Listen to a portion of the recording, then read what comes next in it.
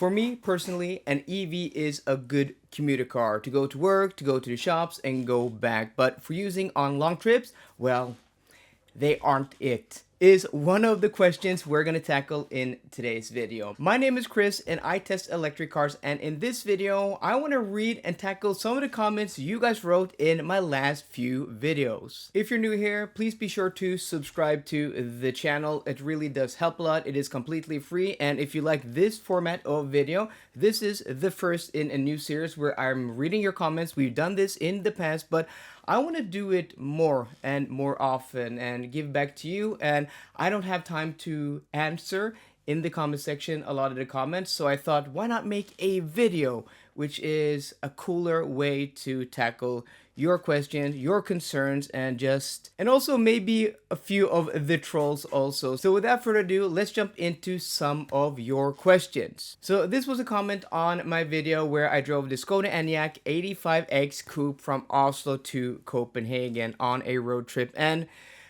the comment was 18.8 kilowatt hours per 100 kilometers. Ouch.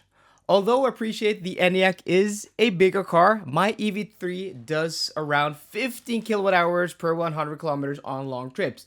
No, your EV3 does not get that low consumption on this trip compared to the Eniac, because if I jump into my data sheet here, remember guys, I've done close to 200 tests of electric cars. So I did the EV3 in winter, and I've also done the Eniac in winter, and the difference in temperature was about 5 degrees Celsius. So there is a difference. The average temperature for the Eniac was done at 4 degrees plus and the EV3 at 1.5 degrees minus. So there is a difference, but look at this guys. At the same speed, 120 kilometers an hour, the Eniac Coupe got a consumption of 20.3 kilowatt hours per 100 kilometers, and the EV3 22.6. So even though we consider the difference in temperature, I think the EV3 may still get higher consumption, at best the same consumption. So on this trip where the Eniac Coupe 85X had an average consumption of 18.8 kilowatt hours per 100 kilometers, so your EV3 is not getting an average consumption of 15 kilowatt hours per 100 kilometers. That is just not happening. It's not as aerodynamic, and also the shorter overall length of the car means there's also more drag on that body shape. Another comment on the same video reads like this: what you say about the Macan makes no sense. That was a winter test. So my test of the Eniac driving from Oslo to Copenhagen was done in early August, like a few weeks ago, and the Macan video was done 1 month prior to that. If I'm not mistaken, it was done on the 4th of July. 4th of July, it's not winter. At least not in the northern hemisphere. In the southern hemisphere, that is winter. But here in Norway, it's not winter at all. I think the temperatures we have between like 17 and 20 degrees Celsius.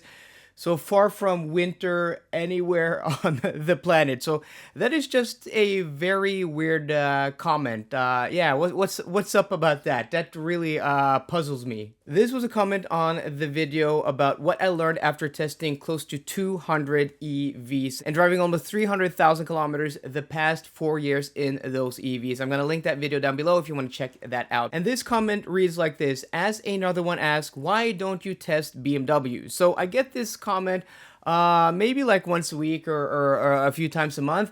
And I do test BMWs. I've tested a lot of BMWs here on the channel. The last one I tested was the BMW i4. I did a range test and also did a long trip test.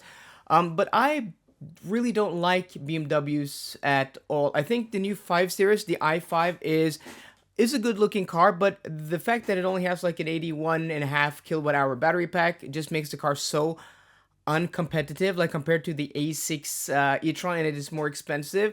I just haven't found the time to test that car. And the i7, I don't think there's a press car in the Norwegian fleet. And also you have like the iX2 and iX3, or the new iX3. Well, I'm not even familiar with the BMWs because I don't like the BMWs. I don't think they have been competitive. And like the iX, the big SUV, I think that is one of the most ugly cars in the world. And like I have to be interested in the cars for me to set off time to test them.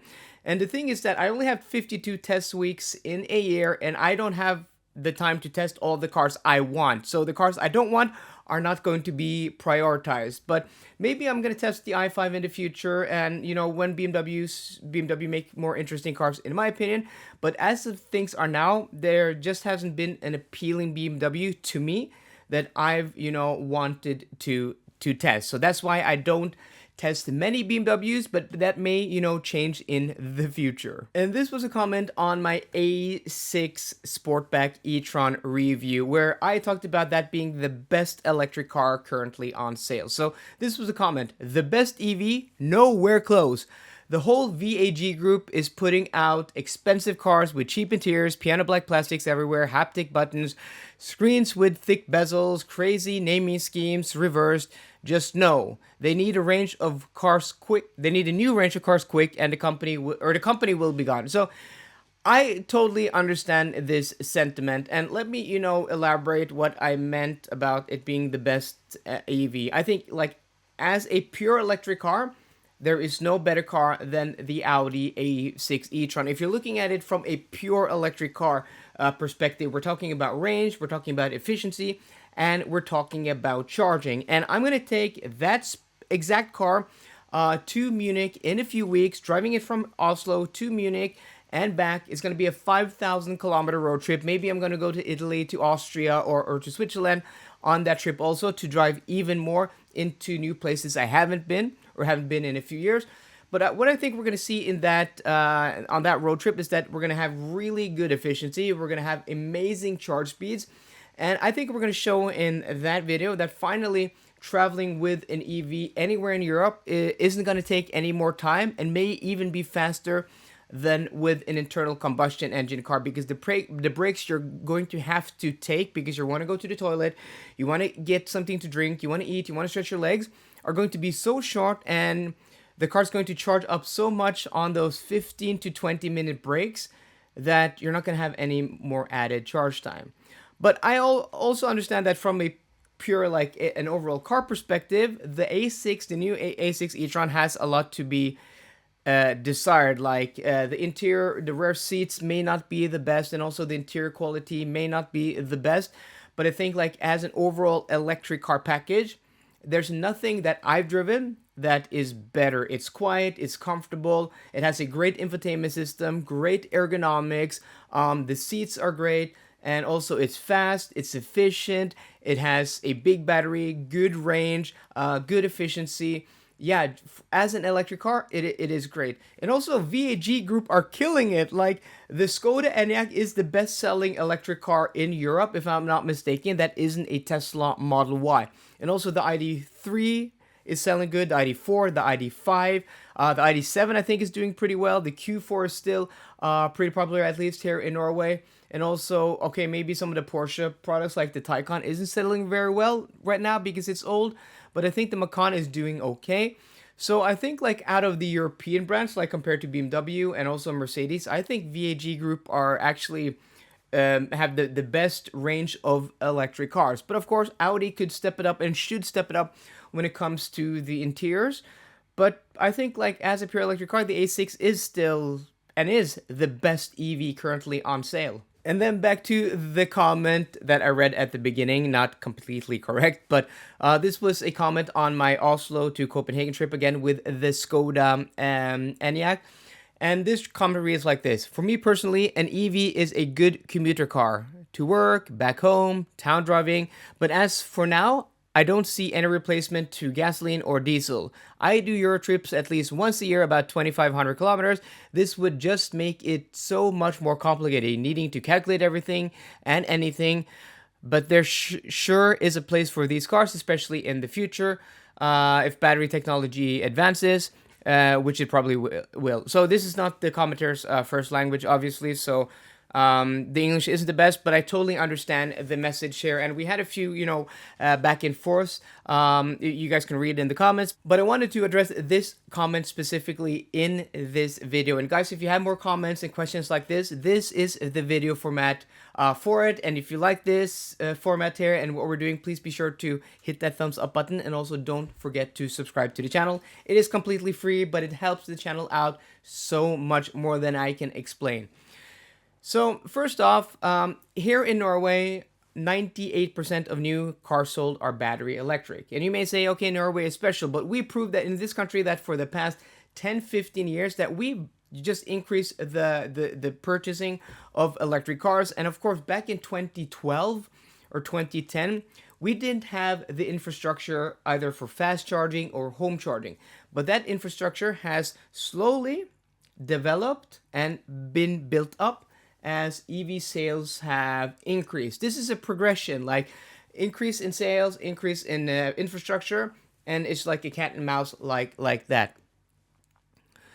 And I've done so many road trips here on the channel, going to Italy, going to Germany. I've been to Austria. I've done Spain to Portugal. I've been, also to Copenhagen a bunch of times, also to Finland. I've been all around Europe. And again, I'm going to do a large road trip now in a few weeks with the A6 Sportback e-tron. And of course, yes, maybe you have to adjust your mind a little bit, that you have to actually stop earlier than you would with, an internal combustion engine car. But believe me, I've been on trips in Europe with electric cars, and you go to a petrol station and there are queues. Like, it's not as straightforward, especially in the summertime when a lot of people are traveling, to travel with an internal combustion engine car. I've gone to petrol stations where there are literally queues, and then you go to, there's an EV charging station right next to, and there aren't queues. You can just connect, and the car can charge while you're going into the toilet, getting to something to eat, something to drink. And in my opinion, that makes it less of a hassle. It makes it easier and more relaxing. And the whole thing about calculating, yes, I do that in my videos, but my videos are not only in entertainment, where of course maybe sometimes there isn't drama, we try to find a little bit of excitement so it is interesting for you guys to watch. But also, I try to push these cars to the limit a lot of times, and I also want to show you how these cars work.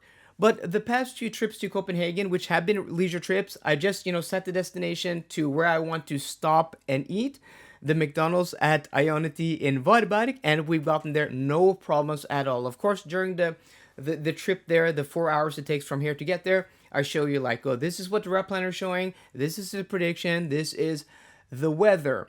But that would also be something to consider if you drove, an internal combustion engine car. If it's bad weather, colder temperatures, your consumption is going to rise, as I have done on this channel with internal combustion engine cars in the past. So there's nothing new there.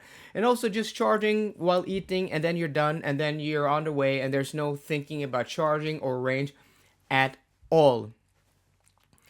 So modern cars, especially like the Audi, which is just going to plot in a charger for you anywhere on the route, and depending on how fast you drive or how slow you drive, the car's going to choose the charger earlier or later, and that's what we're going to experience. But it is so easy now, and with Audi, I think Audi are going to give me the charging card that comes with the car. So about 5 years ago, I bought an e-tron 55, and it came with a charging card, and I used that in my Polestar video, and that just worked anywhere. I could stop anywhere, fast charger, slow charger. That was 5 years ago. Tap the card and it would charge. And I also had a year later an e-tron GT. I did also a trip around Europe, and the same charging card that came with that car, just tapping it, and it was so easy and so simple. And that's what we're going to show now, that you don't need any apps, you don't need to struggle with payment. When you buy some of these cars, most of them, you're going to get a charging card that's going to give you very good pricing, and you can just tap that card anywhere. So this guy talks about 2,500 kilometers. We're going to do 2,500 kilometers one way, and then we're going to do 2,500 kilometers back. So about 4,500 kilometers on one of those trips is going to be no struggle at all. And I think, yeah, this argument is so old. Like, this was old 5 years ago.